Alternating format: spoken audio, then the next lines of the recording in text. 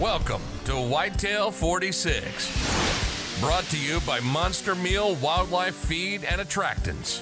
Animal attraction, premium nutrition, superior results. Good afternoon, everybody, and welcome back to Whitetail 46, the stories of American deer hunting. On today's episode, we talk with Stephen Hall. He owns Kansas Farmland Outfitters.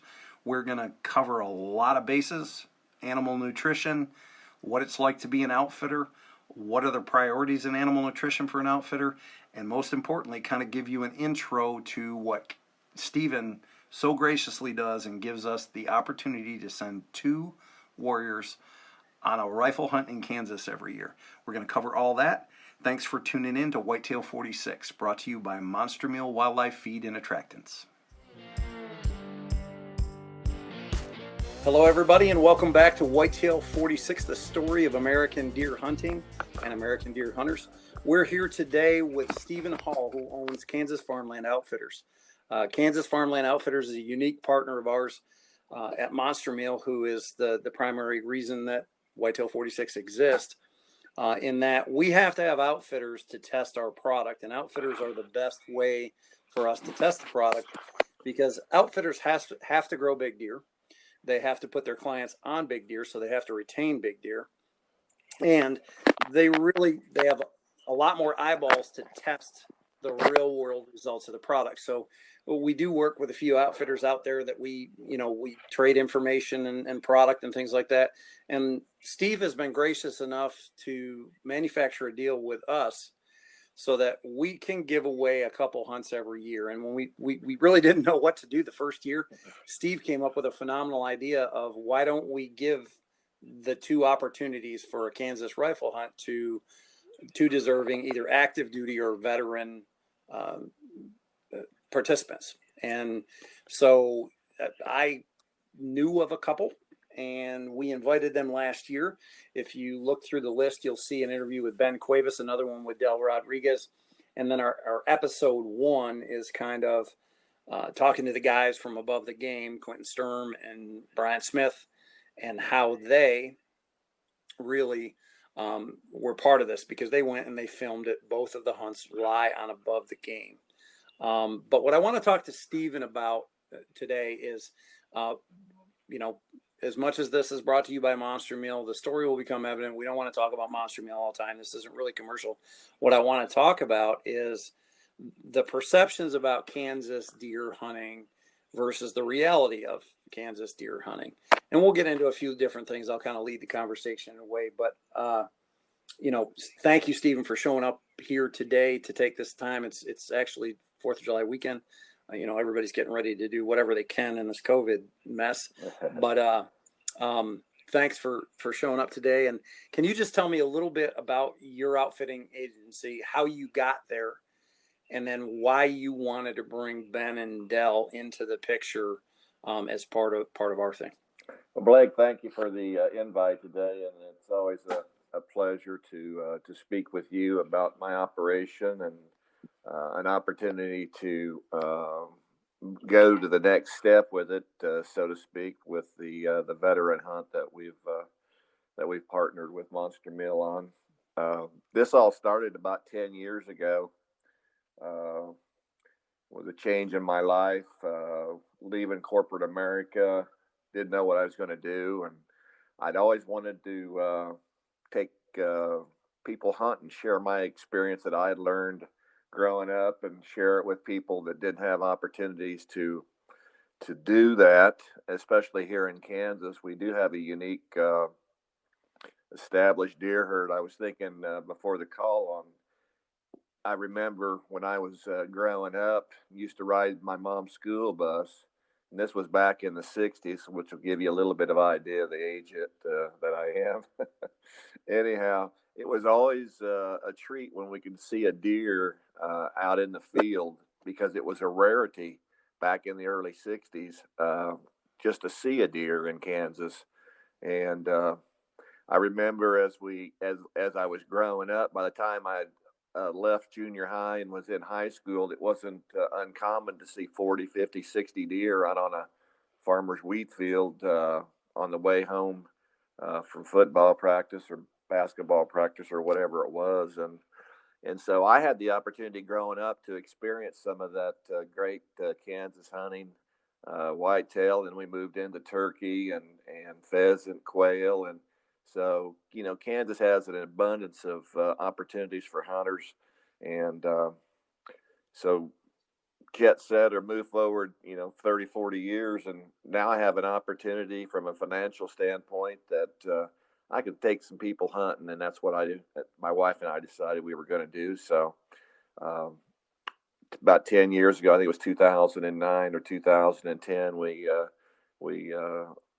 did our first hunt with a hunter out of Texas. And he was successful, took the biggest whitetail of his life, and and then move forward 10 years, and now we're taking upwards of 30 to 35 deer hunters, and our success rate, we're lucky enough to have about 18 different farms, about 4,000 acres of property that we manage here in South Central Kansas in units 15, 14, and 6.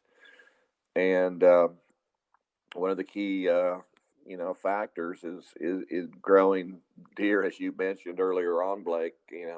Hunters like to come to Kansas to see deer, but they like to come to Kansas and get big deer. So in order for any outfitter business to be successful in the long term, you have to be successful and produce these of big deer. And so I've been fortunate enough to be able to have lands and farm ground that has some great minerals and nutrients, and then I've added the management program that you brought to me 2 or 3 years ago, and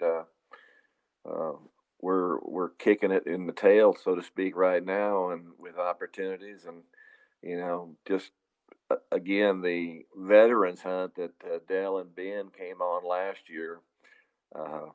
I wanted a way to give something back. I didn't serve in the military, and my dad did, and so I wanted to try to give something back to those individuals that have sacrificed a lot to let me do things that I wanted to do. So it was something that I thought I could do to pay them back, and I'm certainly looking forward to the two that we've got this year. They both were successful in their draw, and I'm looking forward to round 2 of that hunt. So that's where we started out 10 years ago, and fast forward where we're at today, and it's a story, and it's my story. It's Kansas Farmland Outfitters, and we were lucky to meet up with Blake and MonsterMeal, and that's just one piece of the puzzle.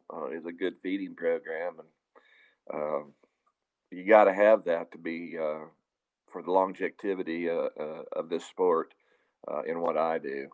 So thank you again, Blake. Yeah. Oh, you've been a great partner, and you actually, just so everybody knows, Steve, I kind of inherited Steve with a relationship that I have with my marketing partner. In that Brian had hunted with you previously. He met you at, I think, the Iowa Deer Classic. Yeah. And your relationship has kind of evolved, and that just turned into, hey, do you think there's an opportunity here? And everything else. So you brought up some interesting points, like a lot of people from New York, Pennsylvania. I'm from upstate New York. We've had a deer season here since like 1929. Right. And Pennsylvania the same way, Michigan the same way, Wisconsin the same way. They were the only 4 states that had whitetails back in the 20s and 30s. Yeah. And you had to travel to big woods to go find and shoot paltry few deer. But we have a generation and a half ahead of you folks in abundance of deer. Like my parents grew up, there was always plenty of deer. I grew up in the state where there was always plenty of deer. And Kansas is unique in that they really have not had deer as long as a lot of the rest of the country. And so your deer hunting has evolved at a different rate, pace, and level than, say, what ours is. Ours is not. New York State hunting, Northeastern hunting is not in a state of evolution. It's a state of kind of status quo. Right. And where Kansas is kind of constantly evolving. How many hunters are there in Kansas? Because that was the one thing that really surprised me when I started to hunt Kansas is there's not a lot of big game hunters in Kansas, is there? You know, the youth, we're losing the youth in our sport. And so as our older generation retires and gets out of the business for whatever reason, most of it's a health reason. And the other reason, Blake, is because of the financial reward now that our farmers are finding an alternative cash revenue stream in leasing land out to non-resident hunters, because residents, for the most part, aren't paying for leases in the state. That's where the non-residents are paying for leases and coming in and what have you. So that's been one of the dynamics that has evolved here in the last 10 years in Kansas, is just with the forthcoming of large deer, you know, which has been around for 20, 25 years, that it hasn't evolved in the last 10. But since Kansas has been one of the top, you know, I would say 2 to 3 states that people travel from other states to hunt,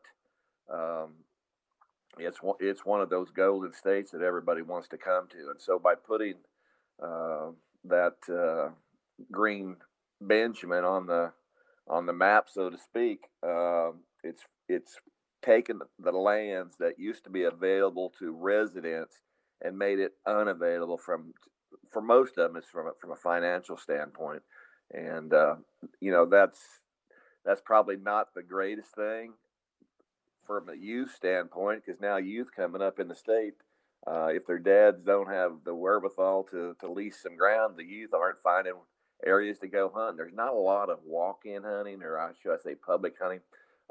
Most of that would be up in the north central part of the state, north of I-70, west of Kansas City. In that area, there's a lot of walk-in hunting up there, and there's some good hunting up in there from a public standpoint. But the private lands, the farmland, so to speak, has really just become non-existent to local people, and that's the downside to this business. And not anything that anybody specifically has done. It's just evolved that way.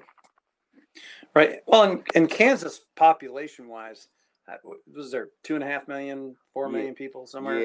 Yeah, something like that. You know, and the big part of those are, you know, Wichita has about 750,000 to 1 million, and then you get into Kansas City, Kansas, and you know, that's probably 1 million up there. So those are the two big metropolitan areas in Kansas, and you know, one of those is Unit 15, and the other's up there in Unit 19, Kansas City. So, but again, that's you know, we don't have a large population,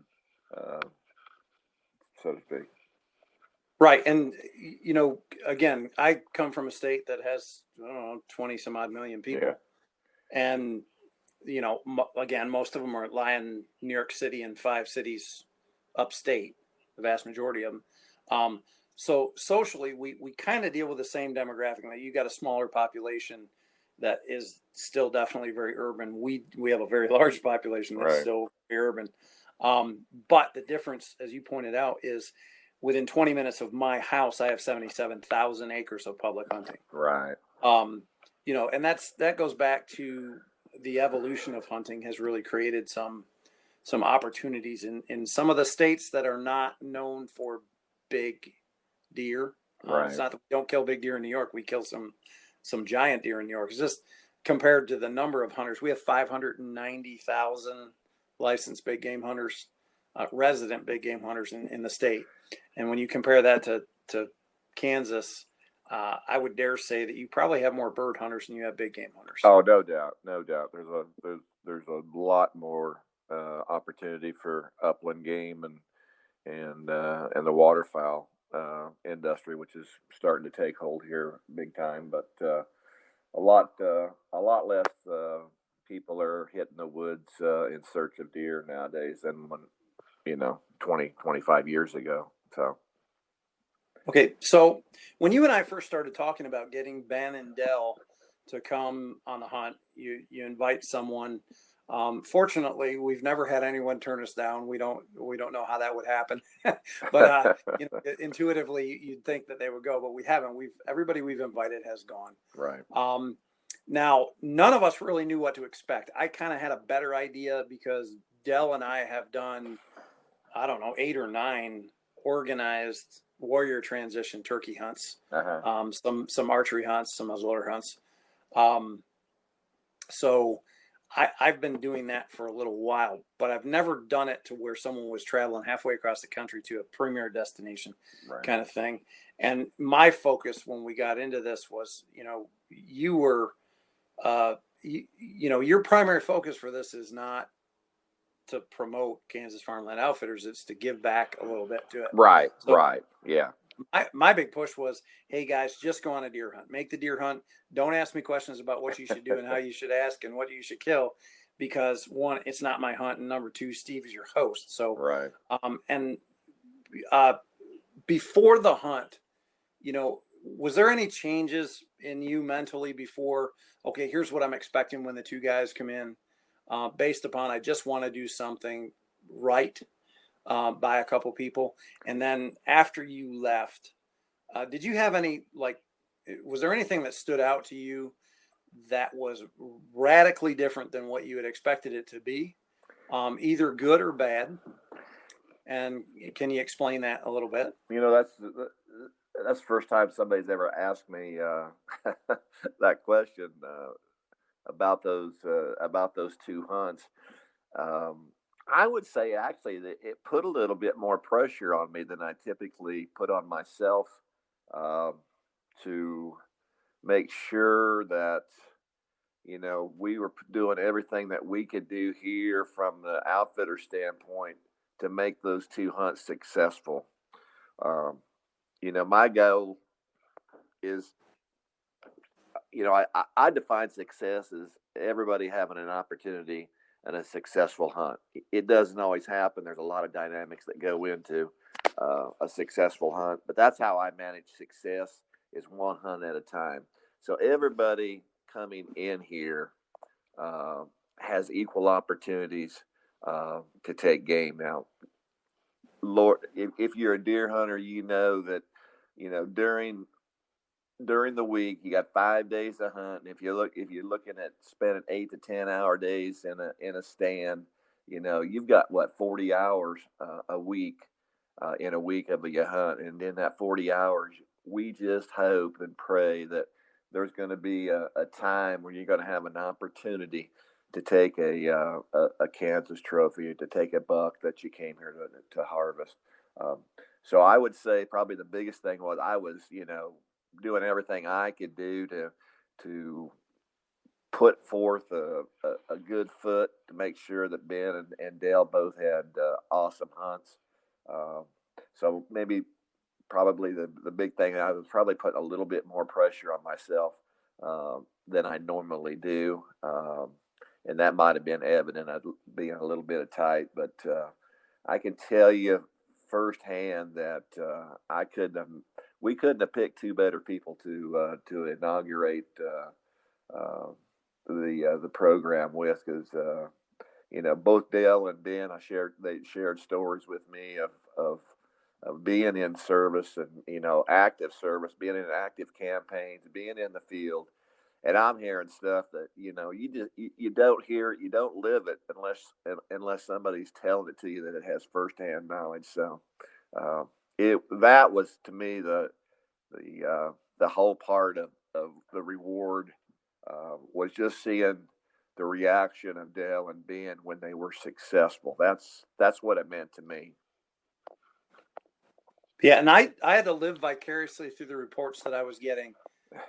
And it was pretty interesting because, as we talked about in Ben's podcast, Ben tagged out very, very quickly. Yes. But he was very, very happy. Oh yeah. And that really fell into, hey, listen, don't put a lot of pressure on you yourself to make this anything other than this is your deer hunt. Right.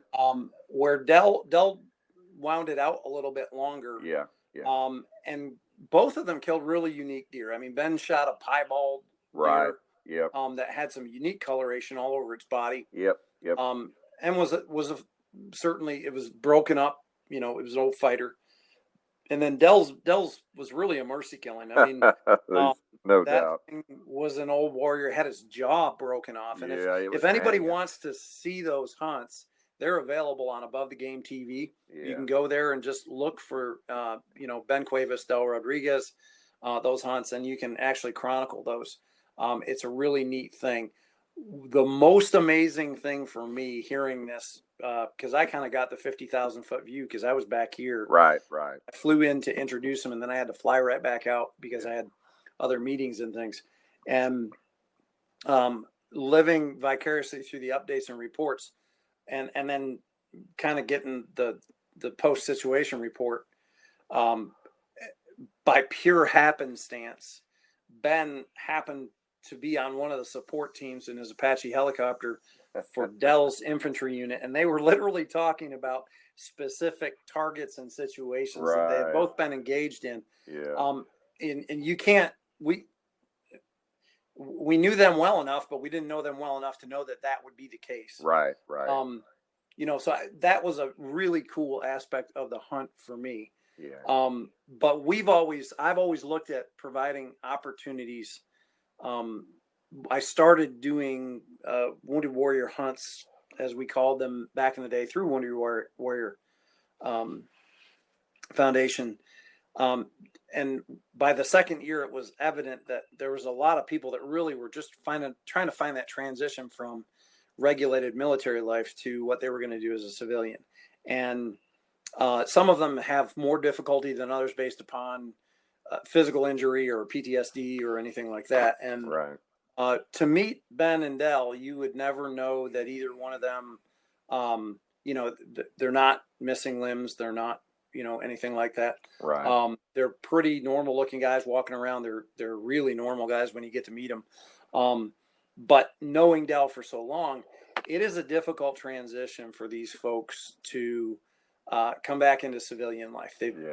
They're unique in that their deployments are over the longest term in U.S. history. Yeah. And a lot of people forget that, technically we started this war back under George Bush. Right. We've had, 3 different presidents engage in the Middle Eastern conflicts. And a lot of the same people have been involved or came in midstream and were literally engaged for 10, 12, 15 years, 18 years, and their entire time of service, or the majority of their time of service, they're in hot zones away from their family. And the one thing I always point out in every one of the podcasts around this is, as an American hunter, think about giving up the thing that you love because your life situation does not allow you to pursue it. Everybody realizes that they leave their families and they leave the country and they're away for holidays and, they put their life on the line. But they also put their passions on the line where they really stagnate. So when they come back, investing in them, I never, if you had told me that was the reason that I would ever try to continue opportunities wherever I could find them in doing that. When I first started, I would not say, no, we want to give back, they're veterans, they serve the whole thing. But really it is a lot of these guys, we talked about Ben's mentors in the transition, because Ben's also a city kid. Yeah. He grew up in Connecticut. He's not exactly a redneck. And Dell grew up in California, which most people don't realize. California has an awful lot of hunting opportunities. They're a huge dove hunting state, huge waterfowl state, much like Kansas. Not a lot of big game hunting there. There's some, but Dell really put his passion on hold for about 23 years, save some of his stateside deployments around Benning and Fort Drum, and where he got to hunt hogs and deer locally. And he's just kind of transitioning back in. And I met him right at the beginning of doing that transition, and it was really fun. It's been fun. He's become a great friend of mine. and when you and I talked, and I told you, hey man, listen, I know we want to share some time in camp, but there's no way I can do it. And you came up with the idea to give it to somebody who deserved it. And I was pretty confident that when I called Dell, Yeah, he was going to. Dell, he's a flip the switch guy, and oh, he is. I said, when you think you might be able to do that? He's like, heck yeah, I'm in. Yeah. But just tell me what I need to do, and he was pretty fired up. Yeah. So, again, I got to live through that vicariously through pictures and different things. And the anticipation that I've had, because it's been a long time, we've been a little slow in getting 46 moving. There's not enough hours in the day to do what we're doing and grow the company that we're growing. Right. And, right. And you as well. I mean, you're in the middle of building a beautiful new facility. It is. It's about 40 hours a week, let alone taking care of deer out there. So there's a lot of overtime going in right now. Yeah. Now, Kansas, we'll go back to deer, the stories of deer and deer hunting right. and deer hunters. Kansas is unique in that it's almost like this big hidden secret for people that aren't in the know that Kansas is a full feed and bait state. It is. And it is. I've had a lot of people go to Kansas and say, I couldn't believe that they were dumping corn. They were baiting deer to the stand sites that we had. We didn't view that as that. And a lot of those guys come from states like mine where you can't feed, you can't bait, you can't do anything. And there's a stigma. Now, as much as baiting is a key to maintaining deer activity on properties, you and I, from almost our first conversation, for you, most people with a lot of deer want to shoot does, and you're pretty, hey, you know what? We've got enough people shooting does around us. We really don't need to kill them on my properties. Yeah. And I want a good base to build off my herd with. Right. And part of that base is feeding your does. Yeah. Everywhere I hunt, we're just trying to eliminate deer. Right. Right. And we can't get access to the ones that we need to kill due to a lot of reasons, because it's urban, suburban type stuff. And they're the ones that are causing the problem. Where you have a little different approach in that you're not like absolutely vehemently protective of does, but you have a unique perspective on does. I do. It's when I got into this business, I was attending a hunt show in Perry, Georgia. At that time, there was 2 shows that they did from the Georgia Association. There was one in Atlanta, and then the other big one was in Perry, Georgia. Anyhow, when I was at that show in Perry, Georgia, I was that after the first evening of the show, I was sitting and enjoying a beverage at the bar, and this gentleman was sitting next to me, and I'd seen him at the show, and we entered into a conversation. Well, he just happened to be one of the largest outfitters in the United States at that time, and I'm just getting into the business, and so I said, I don't want to bother you or anything, but you've been doing this a long time. I'm just getting in. What would be your number one thing that you would do as an outfitter just getting into the business? And he told me a story, Blake, of success that he'd been able to do. He says, just take care of your does and your fawns. And he said, the bucks will take care of everything else. And that perspective, and I kind of looked at him and I was like, I don't quite understand what you're saying. He said, well, your does have to be healthy. So take care of your does.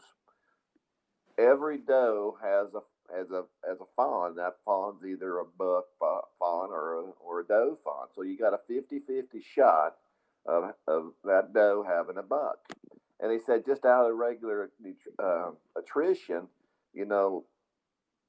one of those isn't going to make it. So if you figure, from a predatory standpoint or a vehicle out on the highway hitting the deer, so the chances are you're going to lose 30 to 50% of those deer. So figure if there's two does and one has a buck fawn and the other has a doe fawn, one of them isn't going to make it.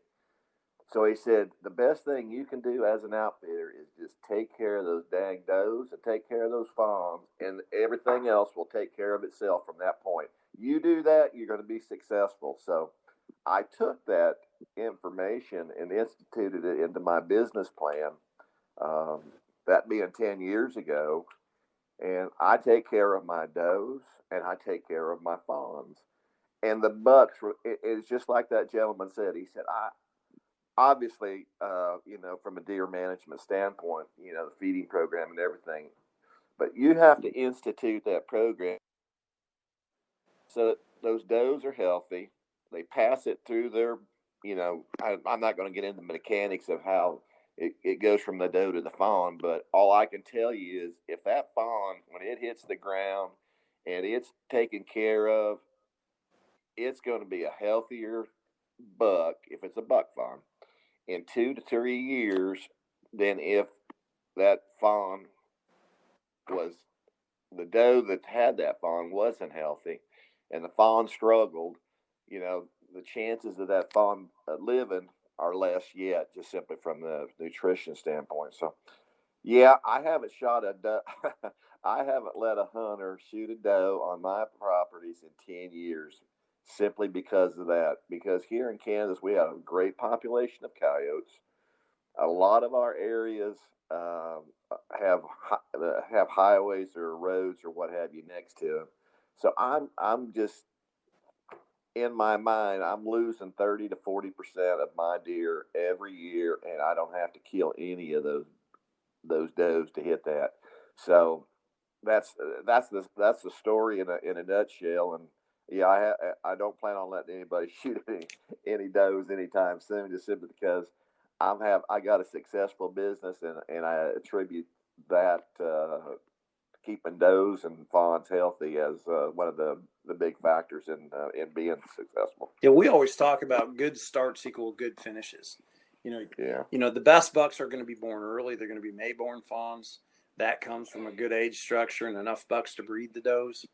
And it comes from those earliest does cycling strong, getting caught, and with good birthdays. Because the longer your birthday goes, the more delayed your doe or your buck fawn is going to be. Right. Plus, the natural cycles of nutrition, much different in Kansas because you guys are dryland farmers.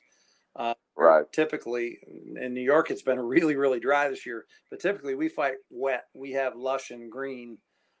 We have the phenomenal carrying capacity with lots of timber, things like that. But we fight lots of roads, lots of hunters, lots of predators. Yep. We've got bears and coyotes. We've got winter kill. I live in the snow belt, and we can get some winters, especially up on the higher hills around me, that are not good for the deer. So there's a lot of different factors no matter where you go. Back to deer and deer hunting and deer hunters. What do you think the biggest surprise is for most people when they come to Kansas Farmland Outfitters? Like, is there a kind of a common misconception about Kansas or an outfitted hunt that you see? I hear this story quite often for new hunters coming in. I'll have about an 85% turnover, or not turnover, or hunters will rebook for year over year. So only about 15 to 20% hunters are new. But the ones coming in that are new, and a lot of them come travel to my area, and they come through the Kansas City area, and then they get on the turnpike up around Emporia, Kansas, and travel down and to get to where I'm at. But most of them are like, we didn't even see a tree. Where am I going to find a deer out here in all this grass, and there's not even a tree? And I always have to laugh at them. And but that's probably the biggest misconception that there is that what you don't see in the pasture scenario in the grass on the other side of those hills they have those drainages, and those drainages are hideaways for those bucks. There's a lot of those drainages that those bucks, they never see anybody but somebody on horseback going through there taking care of the cattle or what have you.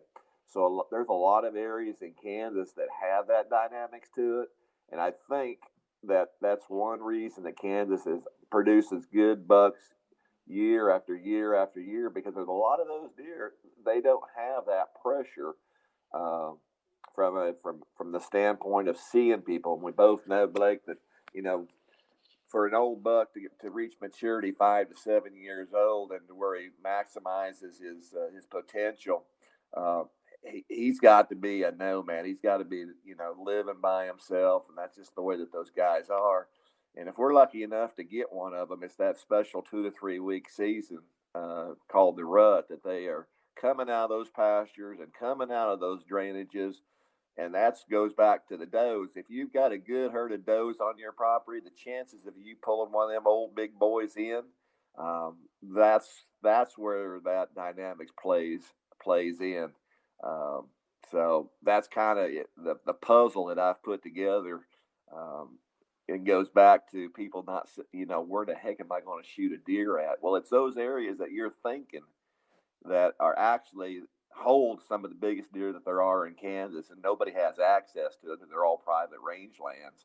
And but there is that time of the year when they migrate out of those drainages and in the middle of those thousands of acres of prairie grass, and they come to an area, a creek bottom not too far away, that's got does, and that's what makes Kansas really special. Kansas is special. Kansas is a unique state. I've studied deer since I was in my 20s, and Kansas, in my opinion, is underrepresented for the quality of bucks. And the only real quantification I have for that is having been there more than a few times. There are some tremendous bucks that people have not heard of killed in the state of Kansas. Probably more so than any other state, save maybe Iowa. Right. And Iowa and Kansas are both recognized as real hotbeds for giant trophy deer. Yes. They're kind of two of the premier destinations. Illinois has risen and fallen. The antithesis would be Wisconsin, where just about every big deer that gets killed, somebody hears about it. There's a story about it. They get registered for Pope and Young or Boone and Crockett. Yeah. So they have a much higher reporting rate, but it makes the numbers. It always shocks me when you look at where the big deer are being registered from. Minnesota and Wisconsin are still phenomenal places to go. Texas is another great one. We're going to do a whole series of 3 or 4, because Texas, you can have 4 completely different hunts in the state of Texas. Yes, you can. But But Kansas really, it's pretty homogeneous east to west, north to south. Other than the farther west you go, it gets flatter and grassier. Right. But there's mule deer out in the western part of the state, and there are really big ones too. Yes. But if you could stereotype Kansas as a hunting destination, how would you stereotype Kansas? A lot of our big bucks, and it's funny that you say that from a registration standpoint. The only big bucks that you usually see are typically non-residents that come in, and the social networking, Facebook and Twitter and that type of thing has probably, you'll see more big deer on there than what you have. But a lot of the big deer that are taken around here don't get reported. I mean, there are, most of the farm communities, the farm kids out there driving the tractor or what have you, they shoot a big buck, and the only people that know that they even got a deer is their buddies from school. A lot of them just aren't active in the social networking. They don't play stuff on Facebook, and they're just not into that reporting. Their self gratification to them is in taking that big buck. Like, oh man, I didn't even know he was that big. They see these big deer all the time, and so to them it's just another nice buck. Whereas you've got somebody coming in from Florida or Georgia who are used to seeing 115, 120-inch buck is the biggest deer they've ever seen in their life. And so when you see 150, 160-inch deer, which is, quite common here in Kansas, you're thinking, oh my God. Um, to them, that's a 200-inch deer based upon where they come from. And so they're telling everybody. So that goes back to, I think, just adds some credibility to why there's a lot of non-reported deer killed in Kansas that are in that trophy Boone and Crockett, Pope and Young standpoint that just go undetected. So I don't know if that adds credibility to your thought process or not. Oh, listen, my thought process is just a swag. It's really not, it just interests me that, the reason we started 46 really was anytime hunters get together, they're going to tell stories. I don't care where you're at, whether you're at a wedding, you meet somebody in an airport, you're on vacation on a cruise ship, you find out someone else in a Realtree hat walks by, or Realtree, bathing suit. Inevitably, hunters are going to gravitate towards each other, and you inevitably tell stories. Right. And I make my living. Some of the products that we make are outdoor products. The Tennessee Farmers Cooperative is an agricultural cooperative, and my other major source of income through my life has been agriculture. So I'm kind of blending the two, but the outdoor industry has become very commercial. As you pointed out, there's when I was a kid, I always joke, nobody paid money for hunting land, because that's right. For 2 bottles of whiskey, I could hunt half the county. Yes. And it was pretty much open, but socially, as we've changed, you take my family moved off their historical ground. And the people that do stay on their historical ground are saving a lot for their kids, or as you pointed out, listen, there's no one hunting the property, so it's going to become, there's a potential revenue opportunity. Right. It's an evolution, and where in New York State leasing is prominent, but it's mostly through paper company things. And we have so much public land that you don't have to, if all you want to do is hunt deer. Right. But this evolution and the storytelling that goes behind it, to me, with a non-commercial bend. I mean, we don't. You'll hear me mention our products here at MonsterMeal, because I am the alternate brand manager, and we're the ones that are kind of providing Whitetail 46. But what I really want to do is create a space where we can hear about hunting in other areas of the country from the perspective of other hunters, because every one of us finds it interesting. I love just going into wherever I'm hunting and being there and hearing everybody, because everybody's going to start talking about hunting and where they hunt and what their hunting is like. Yes. And to me, it's always been interesting. So I figured, and I may be all wrong, if I could just get together with people from all over the United States and talk about, the way they hunt and how they hunt and what their hunting experience is, what their hunting background is, because everybody's different. Like Ben Cuevas, grew up in Bridgeport, Connecticut.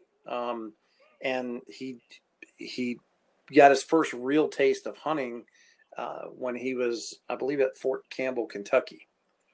And from there, it's just kind of a burgeoning interest. Right, and then there's people that, like a lot of people that I know, I did not come from a hunting family, even though I love to do it. I'm passionate about it, and make my living doing it partially. I didn't come from that. Most people come from a hunting background, and every one of our stories is very different, but we're all the same because we're hunters. And that's really what we're trying to capture here at Whitetail 46. So, you and I agree. There's going to be some people on this podcast later on that I really do not share their viewpoints. And we're going to tackle some controversial subjects. Baiting is a very controversial subject. I sell wildlife nutrition products, but we also sell attractant, and attractant, make no mistake about it, I don't sugarcoat it. It is a phenomenal baiting product. It is. I don't personally care whether a person baits or not. I know people that are absolutely think you are the biggest slob in the world if you dump something out just to attract a whitetail. And a lot of the times I think that comes, going back to Kansas is a full feed and bait state.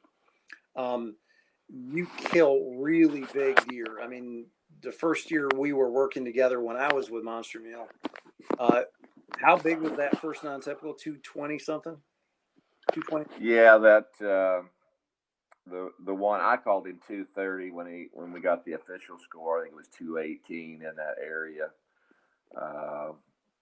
So yeah, he was a nice buck, and you cracked fortunate 200 inches. Now, people that tend to be anti-baiting, I always joke with them. You make the presumption that the animal has no choice but to walk in during daylight hours and commit suicide just to eat 5 kernels of corn. Right. And that's really not what happens. And no, it's not. And what you're doing, even though you do bait deer with a Tracton during the season, because as I pointed out, you have an obligation to put good deer in front of your clients and give them a shot opportunity. Right. Right. And that's one of the benefits. But it's really just a tool in the box. You can't. It is. You have it down to a science, the way that you do things, where you attract deer to the feed stations. It usually starts with does, and it is how you do it. And we may get into that at a later, when we get into a baiting debate, we'll get into that whole thing. Okay. But, again, we're trying to destroy some stereotypes, negative or positive, about different things, and just realize that we're all hunters. But, right.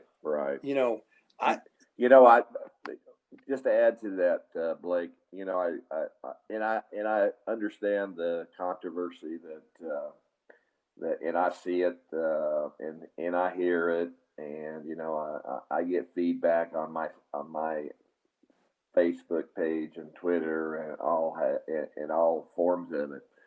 I can tell you firsthand that 80% of the deer that we harvest are taken between Halloween and Thanksgiving.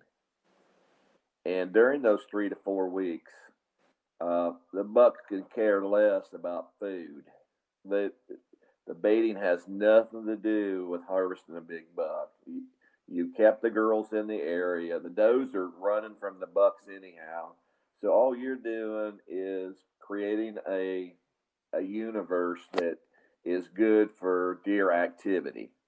Now, whether you do that with corn or, a commercialized product, or you do that with an alfalfa field, or you do that with a food plot that's got turnips and radishes, it's all the same. There is no difference. Radishes and turnips is the same thing as corn. It's a product that draws deer into an area. And so when I hear people, that's my argument to people, is that you use bait. I said, I don't, I've got plenty of cornfield, I got plenty of bean fields, I got plenty of alfalfa, which is all baiting from some people's perspective. But other people don't think about those activities or those crops being a form of bait. If it did, everybody does it. Right. It's it goes back to being a primarily public land hunter myself. If I find those 3 apple trees that have apples early in the season, I can guarantee you, in 6,000 acres of timber, I can guarantee you that I have an advantage in seeing the deer that are there. That's right. You still have to be a good hunter. People think that because you bait them, they lose all caution. They walk in commit suicide. No, the other thing is when you concentrate deer, you have to fool more eyeballs and more noses and more ears. And so there's a give and take with everything there. And I can honestly tell you, I have only once killed a deer over bait, and that was in New Jersey. Right. Just because I think I'm too lazy to religiously bait.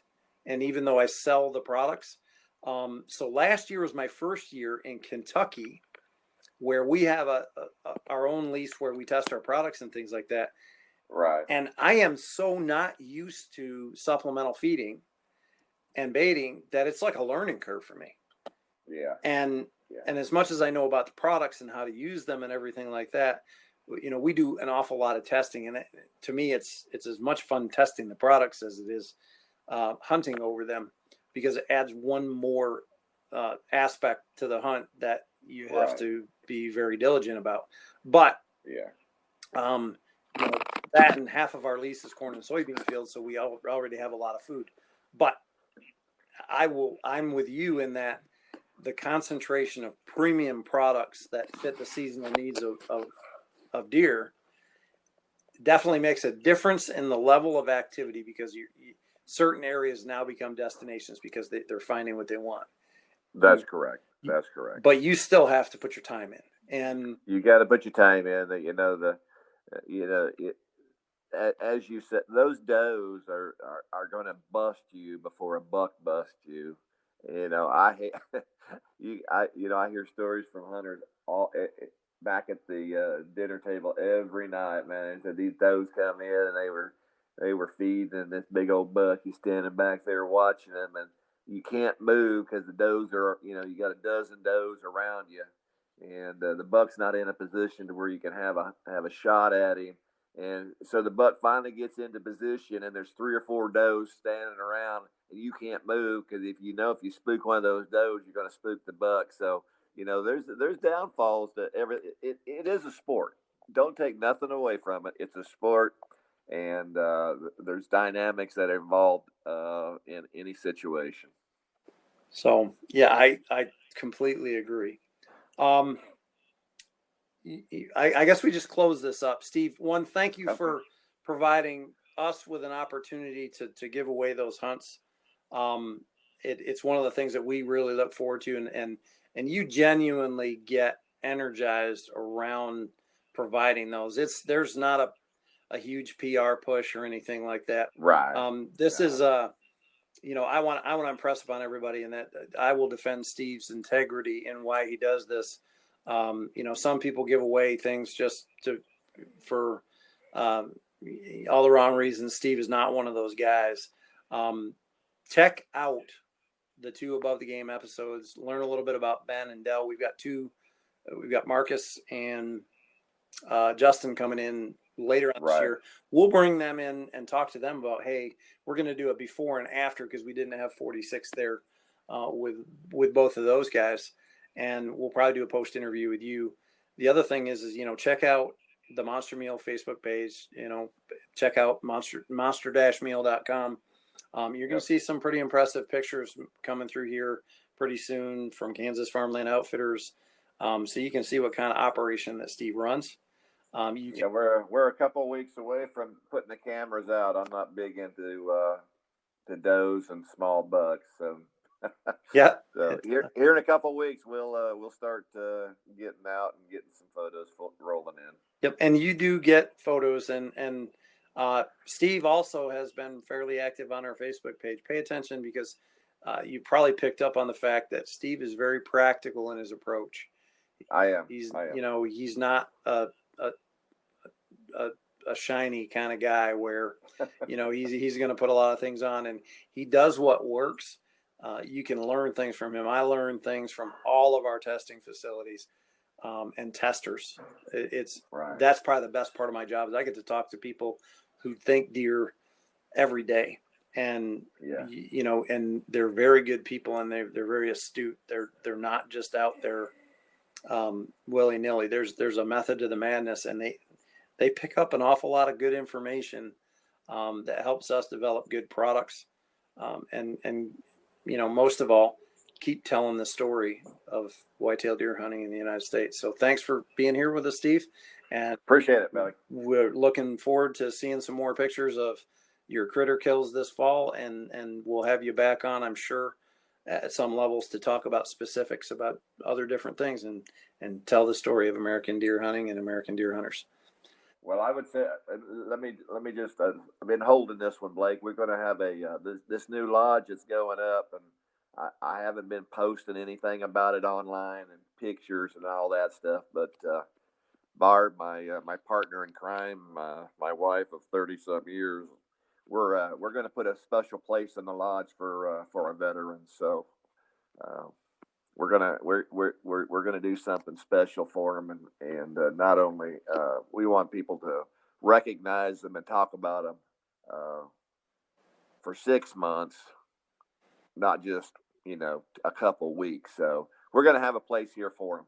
So just thank you for allowing us an opportunity to offer that to them. Oh, listen, you offered everything. I just kind of put the pieces of the puzzle together. So I don't get much credit for this. I just facilitate the two sides. And I appreciate you giving us the opportunity to do that. And I know the guys really appreciate the opportunity to come. So you have a great evening, and we'll Appreciate it. Catch up soon enough. To get the full Whitetail 46 experience with videos, blogs, and more, go to whitetail46.com. Follow our podcast by subscribing to Sportsman's Nation on your favorite app store.